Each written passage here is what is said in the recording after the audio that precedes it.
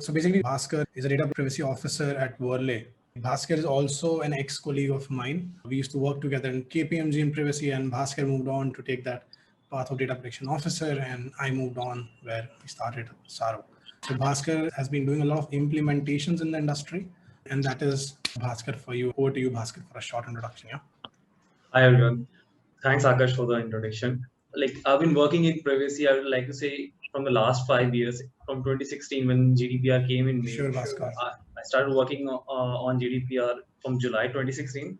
So I think that it's been a very wonderful journey. You come across a lot of implementation challenges and technical challenges in the industry. Right. That's been wonderful. Thanks, Akash. Sure, Bhaskar. Thanks. So our next speaker today on the dais is Krishna Srivastav. Krishna is none other than our co-founder, and he takes care of a lot of cybersecurity. So we've called him up and trying to get some security controls out from him. Yeah. So Krishna, would you like to say hi to everyone? Yeah, thank you, Agarsh. Thank you for the introduction. Hello, everyone. This is Krishna. Good morning. I'm hoping you're having a good time. So my experience has been mostly in cybersecurity. I started my career with cybersecurity as well, but now I'm also venturing into privacy and trying to understand the different norms and controls that privacy talks about, and trying to incorporate security into privacy as well. So that is where I'm coming from. Thank you. Sure. Thank you, Krishna. I think the slides have some challenge for introduction, but Amit sir is here. There is no short introduction that we can give for him. So Amit sir has been into 25 years, 30 years of security technical experience that he brings to us. So Amit Gupta is here for you guys. So Amit sir, would you like to give a short introduction about yourself? Thank you, Akash. Very quick one. About 20 plus years, I did a startup in the network security, which was one of the UTMs.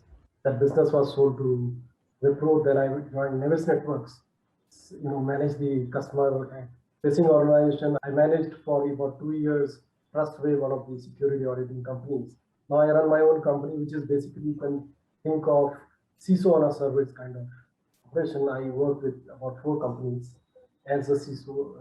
Of late, for last 8-9 months, Big Basket, there are 2 American companies and 1 small bank. So that's where I come from. A bit of technology experience. Now I'm practicing. Thank you. So moving on to our speaker of the day, the more equally experienced Abhijit. So Abhijit also comes with around 25 years of experience into security domains, where he has been into networks, he has been into telecom, and that experience is something that we definitely will try to get some answers for everyone today from Amit. And over to you, Abhijit, for that introduction. Good morning, everyone. Thank you for joining in on a Friday morning. Well, this is Abhijit. Akash mentioned I have about 25 odd years of experience, mostly in the areas of network security, telecom, data centers, customer services, inclusive. So, yep, that's me. Thanks. So what is privacy? What is privacy? So privacy is, I usually answer this in a very different way, which is written here as well, that it's something, you want to be alone. You are at your home, you want to be alone. You are on your mobile, you want to be alone, right? You have some information which you don't want anyone to take. I think that's as simple as that. It's privacy. Howsoever, I just want to talk about something else as well. Privacy and data protection are 2 different things, because data protection, any law that we see internationally, GDPR, PDPB, everybody talks about data protection. No one talks about privacy, because privacy is a human right, and human rights, just like any other human, you should expect a human to come slowly, and as the awareness increases, just like WhatsApp or any other platform that we have been criticizing nowadays for the privacy policies. I think the time will come, but the time will come with awareness, yeah, and that we will see. So data protection and information security. Okay, very difficult question for me. I've been in this field. I've been in privacy field for so long, and I've rather been in a data protection field. I should rather say, not in privacy field, because as I just mentioned, privacy and data protection are 2 very different things.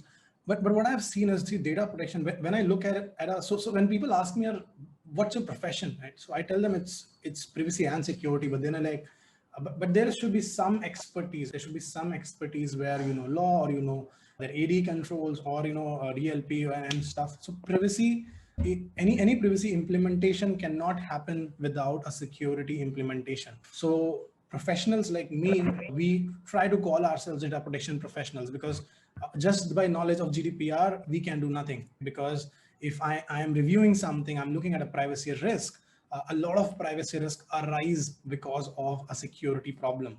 And we will see those controls over today. Howsoever, what I wanted to also point out is, if you look at data protection from a above angle, it also covers information security. So a data protection consultant would also be needed. It would also be needed for him to know a lot more than just privacy.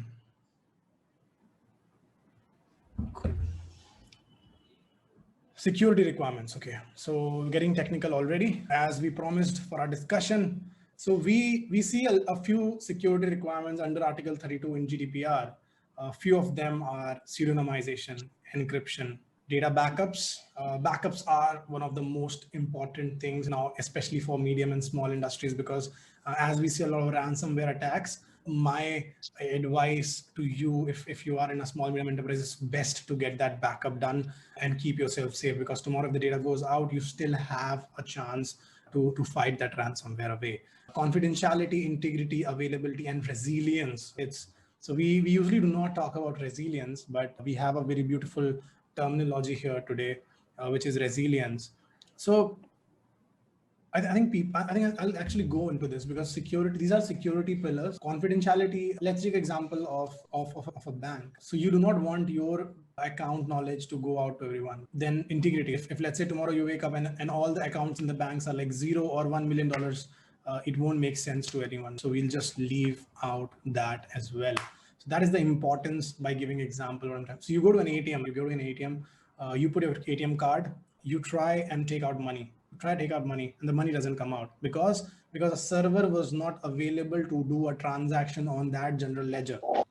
So what was the issue? Issue was that availability was the issue. So you cannot take out your money, and security takes care of it. Resilience is that beautiful term I want to talk about today. This is new to me, by the way. Resilience as a term, as a principle, is new to me. So basically, if you look at resilience is if somebody comes in to your organization, tries to steal something from your organization, how resilient is your organization against an attack? Earlier, vulnerability assessments, penetration testings were enough, right? Because the attacks were not that sophisticated. You look at a product, you see if a product has vulnerabilities, where attack. Most of the attacks, if you look at that percentage, I was reading that IBM data breach report a few days back, and what we see is still today one of the highest risk is that easy password. We have been here in this field for so long, and still people are keeping password as password @123, or their company names @12345 and whatnot. And I think people here expect you to know that these passwords should not be used. It's very easy to do that, to breach them. Yeah. Risk assessment, a lot of risk assessments happening in the industry: destruction, loss, alteration, monitoring. We'll talk about them in our coming slides. Okay, so guys, I have a question for you. Okay, let's come to the question straight, guys. So now I think I would like to invite Gupta to take this question. So, sure. Yeah. To me, actually, from a security professional, I would probably call myself, is as an organization seems to be a part of it. So, if it is data, and this relates to identity of data, or more from the access control related data. When I look at it in total perspective, it's not only data about the people, it's data about a lot of business secrets, business prices, etc., which competitors may be very interested in. So one part of the data relates to privacy, but incidentally, it so happens that regulations and the reputational risk make it important. And this spans, it goes outside the ambit of the organizational boundary. It's where the civic society also gets involved. It's on internet, dark net, everywhere, where everyone is interested in the identity and what the person is doing, and primarily from a business point of view. So coming back, it's one aspect of it, which is a very important aspect of it. There are other aspects. Data is the most important in any case for security. We do everything to protect the data, right? But the controls around, whether it is a network layer, whether it's a cloud, whether it is, the processes in place, etc., they, are as important. So I would say security is a pillar on which the privacy actually stands on. That's probably my take on it. Very well put it. I think Abhijit, would you like to add on to this? Yep, Akash, hi, and good morning, everyone again. Okay, now, as usual, I try and kind of lace my responses with a bit of examples so that it's kind of hits the nail. So let's understand security versus privacy. Very recently, I was visiting a hospital, and earlier we had to call up the hospital to book appointments, and suddenly I saw a board and beautiful advertisement on the reception saying that this is our website and you can book a doctor's appointment and pay online, and I was very happy. Now, when I started the transaction, I was very sad and I declined. I'll tell you why. The portal was not a secured portal. It was HTTP. It was not HTTPS. Now, which means that whatever data goes through as plain text, which means when you are making an online payment, whatever mode of payment you use, whether it is internet banking, mobile banking, credit cards, debit cards, whatever, all that data can be seen by someone. Now, security is important before privacy. I think this is one example which will answer as to why is security important before privacy. Because till the time the website is not secure, your data definitely is not private. Anyone and everyone can see it. Someone smart enough can kind of get into it. So security is kind of building up controls to help you protect your data. Privacy is building up controls as to who accesses that data, how, why, where. You need to have visibility. And that's why it's called privacy. I mean, all data may not be required by everyone. Similarly, in security, so security is a framework of controls as to how secure is the data. And privacy goes on and figures out as to who does what with that data. How is it accessed? Is it an authorized access? Is it an unauthorized access? What are your control mechanisms? What are your visibility into that area? What is the what's the kind of detection that you can have in that area? Fraud management and detection, I think, a very, very pertinent term in today's online and cyber world. So that's very, very important, right? So thanks, Akash. Over to you. Yep, I think that is something that challenges are mounting. I think with the number of data breaches that are happening today, and I won't say that nobody's heard about it. It's not something that we don't know. The data breaches are not happening, or why are they happening? We have a fair idea of why they're happening now. We have a very fair idea that organizations are not spending good enough on their security infrastructure, or that the CISO teams are not getting enough. So I won't say that we don't know the problem. Even when we started business, or somebody starts a business, I think the first challenge is to get business. But if you look at Europe, look north to India rather than look west, which is US. We now see a lot of compliances coming in, making it mandatory for a lot of people already that security needs to be there from day one, right? It cannot come out after work. Okay, so another quick question to everyone. What is the meaning of appropriate and technical organizational measures for an enterprise? Bhaskar, would you like to take this one? Sure. Thanks, Akash. So this is a phrase which is mentioned under GDPR. It says like all processors or the entities which are processing data need to have appropriate technical and organizational measures. So when we say appropriate technical and organizational measures, you have to take into account, like as GDPR says, the cost of implementation, state of art, like what technology is actually available in your jurisdiction, or will you be going for a technology transfer which will cost you extra for the implementation? What is the nature of processing? What is the scope of processing when we say processing, it means the entire life cycle of personal data in an organization for an enterprise, from the collection of data till the deletion stage, like throughout the usage and transfer of that data. So you have to consider a lot of factors like cost of implementation and the scope of processing, before determining what will be the appropriate technical and organizational measure for protecting certain data. Now, it can be encryption of data at rest and motion. It can be pseudonymization of the data. It can be putting privacy enhancing technologies, like VPN, using VPN in a company. So these are like, it will vary from organization to organization depending on the cost and other factors as mentioned by GDPR. Yeah, Krishna, would you like to add on to this? Sure, Akash. Yeah, as Bhaskar mentioned, I believe appropriate technical and organizational measures is very ambiguous in nature. I mean, I also believe the reason they didn't put up a specific standard for it is because not every company might be able to meet those standards, and it might discourage them from actually implementing privacy in their organization. Which is why there are multiple industry best practices that you might follow. For example, ISO 27001 or NIST for that matter. And these standards would help you understand the different security controls that you might want to incorporate into your infrastructure. This would also enable privacy and also help protect all your data that is coming into your organization and going out of your organization.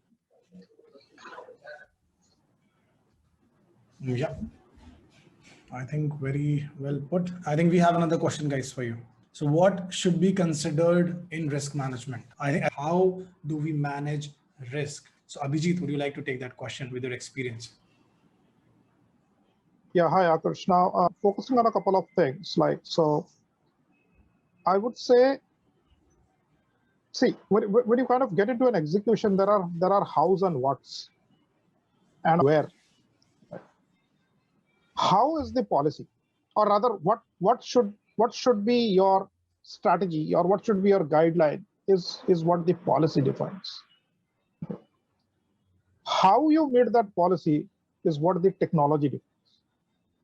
Okay, so because if there is a policy and that has to be adhered to, you have got to make some deployment design architecture to be able to meet that organizational policy, and that's where the technical execution comes in.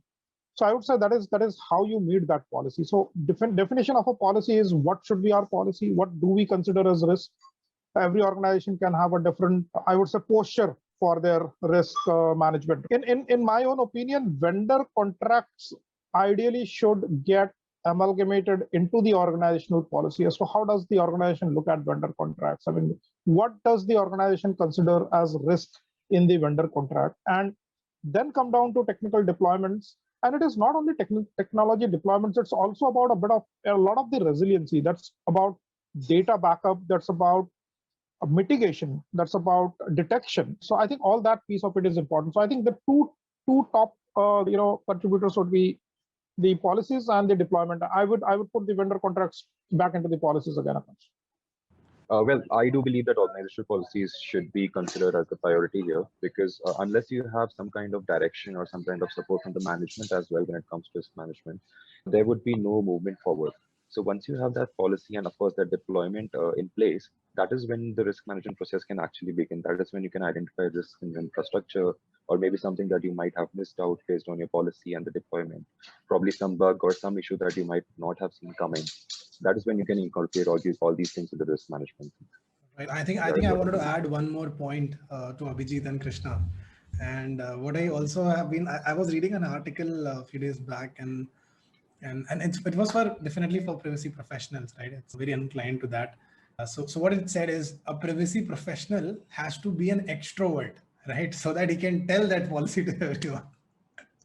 and now while talking to you, and when getting Abhijit and your take in terms of an organizational policy, I think information security consultants who are not doing that technical work, I think we all need to be a bit extroverted so that we can at least tell and help the organization in terms of what to do, because there's, I know at the end of the day when a product is completed and there's a review, and then you're like, where is encryption?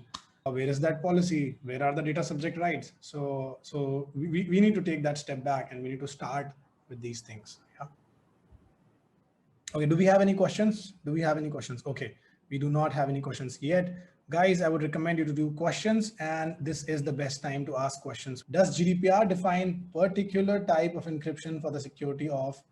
So do you think in Crayline's policy for encryption? I know cryptography policy. I know everybody will be looking at that cryptography policy, yeah? Or what else policy are you looking for? Bhaskar, would you look for cryptography or would you look for data encryption policy? Which policy do you look for, Bhaskar? So it will be more about the acceptable use of the technical measures. Can be anything. Whatever suits the organization. Okay, it can be anything. Okay, but what do you see as implementation majorly? Is what my question. Encryption, data encryption. And you are saying encryption policy is what? Yeah. Okay. Okay, guys. Yes or no, guys? Which do you think? GDPR defines a particular type of encryption for the security. Everybody here, we know that Article 32 in GDPR specifically calls out appropriate technical and organizational measures. And when in terms of that appropriate measures, just like our society, it just totally depends on organization to organization, the size of the organization, nature of processing, the effect of whether it's SPII, PII, how big the data is, right? It's what cost is going to be, it's going to incur. That is something that is going to go on and on and on for, okay. So I think we have a very good question. Can you throw some light on encryption and cryptography and how are these things different when it can be? Okay, that's a good question, Kavya. Okay. So Amit, would you like to take this question? Can you throw some light on encryption and cryptography? How are these different? When can it be used? And some examples if possible. So cryptography has been there since ages. We are using it in the IT. We had time immemorial, some way between the enemies, between etc. You are a bit less audible. You are a bit less audible. Can you come closer to the mic? Sure. Can you hear me better now? Yes, it's much better. Is this better? Yeah. Much okay. So cryptography is basically, has been a technique which has been used for time since immemorial, in the sense that various instances in history, if you notice that there is, during the World War II, it was used very heavily, and that's when the data encryption came in, because the modern communication at that part of time, those things had come in. There were different ways it was being used. Now, coming to encryption, these are basically algorithm. You have symmetrical encryption, asymmetric encryption, and it depends on the need. Possibly, how would you communicate the encryption key with the other party, etc. And for this, there are different kind of algorithms, etc. being used. So the moment we start talking about encryption, we start coming to the methods. And when we discuss about methods, then we start talking about the question. I think question is also very specific in terms of a difference between an encryption and cryptography. So what do you think is the difference between encryption and cryptography, Amit? Okay, maybe I'm missing out. I understand encryption is basically a standard what we choose as part of cryptographic technique. Right. So cryptography has been there since long, and encryption, we are seeing newer and newer standards are coming in. One of the reasons no rule like GDPR would define what level of encryption and what we should use encryption, because there is predominantly, in some way or the other, change happening every year. So these laws, which are required to stay for much longer, may not describe it. So, if we are talking about the AES or, the size of the encryption keys, etc., these would continually change. And once we have quantum computing coming in, which using quantum computing, we can break anything in what today something takes maybe days or years or months. We could achieve it in maybe 1/100th of that time. So things would evolve. So encryption, I would say, is basically methods, which includes the size of encryption key and the algorithm. Right. And it's part of cryptography. I don't know whether I'm answering what is being really talked about, or I'm talking more from the experience part of it. No, definitely. I think that is why all of us are here, to get experience and not just the bookish knowledge, which is available for free. But that experience is not, that discussion cannot happen normally. So Kavya says a thank you to you. Okay, So I think we have done this question, but I still want to call it out just specifically. Does GDPR define particular type of encryption for the security of personal data? So no, it does not. And Article 32 just talks about how good or bad that encryption level can be. But definitely what also is written in GDPR is if that data is lost, right? And that data is not readable, which we can take an example of encryption, and data is encrypted and is lost, then you get some breathing space when we are talking about the data breach notifications. So encryption becomes very important because GDPR also gives you some breathing space down the line in terms of a breach notification when the data is not readable. Yeah. Going on to our next question. Okay, guys, I think this is the best question for the day. Is anonymization different from pseudonymization? They both are parts of data masking. That I can tell you. That cheating is already done. So Krishna, would you like to take this up? Is anonymization different? What is the difference, right? What is that difference between anonymization and pseudonymization? And I know we have been doing this at our clients. So what is it? What's your take? Sure, Rakesh. So basically, these two terms come under data masking itself. These are just two different concepts, and they have slight similarity as well, because what you're trying to do is you're trying to separate the original data, and you are doing it in a way so that the data cannot be recognized. But pseudonymization exactly means is that there's a linkability between the original data and the data that you are using for processing. So pseudonymization does not entirely anonymize the data. There is some linkability, but when we talk about anonymization, it completely, there is no linkability with the original data and the anonymized data. So that is the primary difference here. Yeah, and to add on to this with more technology, I would also ask Abhijit. Abhijit, have you seen that implementation from a level where there were like millions of data sets, and would you like to share your thought, Abhijit, over there? Yeah. So what happens is, Akash, is that certain data, whether you need to first define and categorize as to where you need anonymization and where you need pseudonymization. Everything doesn't fit, or every data category may not be possible to apply the same rule to every data category. So now just kind of giving an example, when you store a customer's credit card data onto a database server in a financial institution, what should you do, anonymization or pseudonymization? Now, what is that? Say, look at the complexity. Now, when you are storing the data, should it be anonymous or should it be pseudonymous? Okay, now that's question number one. I'm just trying to tease things a bit. Now, the financial institution needs to read the data for data analytics and to do, how do you generate bills otherwise, and etc. and all that for the credit card spent. Now, when you want to process that data to generate some reports or to, kind of generate invoices, bills, or maybe some other processed outputs, again, would anonymization work, or would you need to pseudonymize it? So when you are storing the data, it should be anonymous. You should not be, someone should not be able to look at the data and figure out, oh, this is Abhijit's credit card data. Then it's all lost, man. Okay.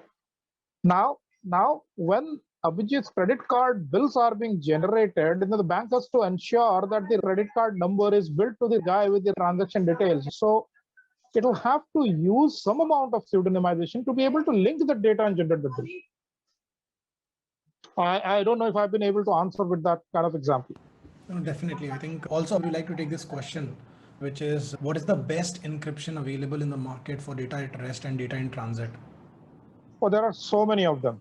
So when you say data at transit, typically, DES encryptions, AES encryptions are the best. It depends upon what amount you can do at 256-bit. I think that's what is, I would say, in fashion today. I'll not say, that's mandatory, but that's in fashion today. So the better encryption techniques are there. And when it's data at rest, there are so many methodologies by which you can actually, kind of encrypt that data. Now, it depends upon what type of databases you are using. You may not be able to, so depending upon whether it is open source versus or maybe a more standard SQL or Oracle, your encryption standards may be a bit different. You may not be able to put all of that into one basket again. Yep, thank you, Abhijit. Amit, would you like to take the next question, which is if data is anonymized and pseudonymized, how will data analytics happen? All the organizations are taking data for that analytics to get that view to predict future, right? But how what will happen if we anonymize and pseudonymize it, right? Will that data analytics still be alive? Will we be able to give that picture to the leadership or not? I'll share with you, what generally we as where I get involved. Amit, you have to like come closer to the mic. I'm really sorry. It's just Okay. yeah. Is this better? Yes, it's actually better. It's slightly better. Yeah. Okay. So basically, one thing is that don't let the whole data be available. First step. Instead, you have a huge amount of data about customer or his travel or whatever it is. Break the data into smaller parts. The goal is basically worst case, the data, assuming that it has gone to insider, which is able to breach the encryption layer also and use the data with the hand.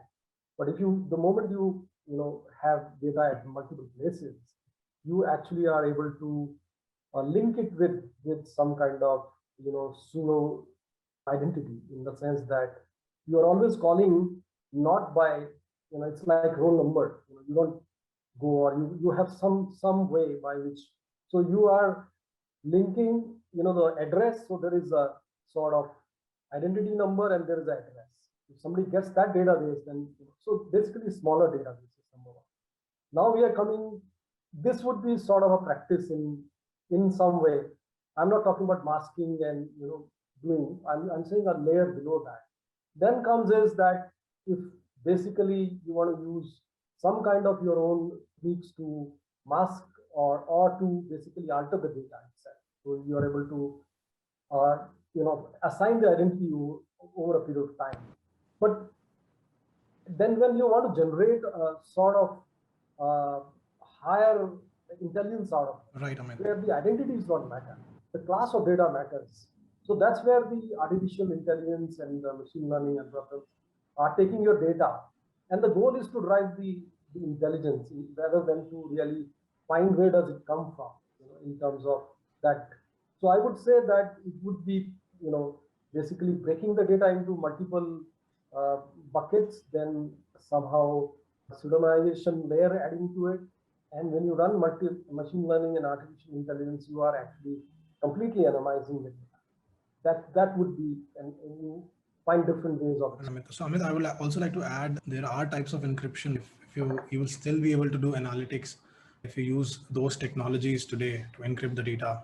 It's not on top of my mind now, but definitely I think so. So would Abhijit would you like to take this question up? Would you like to take this question up? I know there should be some other perspective for you, right? What happens if we encrypt the data? How do we do analytics on it?